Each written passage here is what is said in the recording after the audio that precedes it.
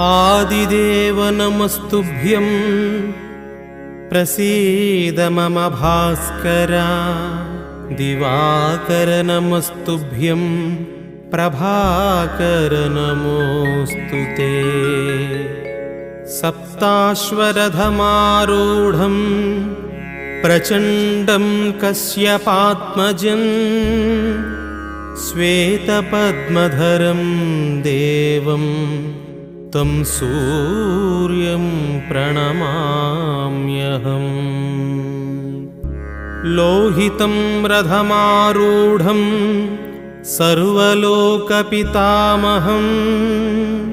महापापहरं देवं तं सूर्यं प्रणमाम्यहम्।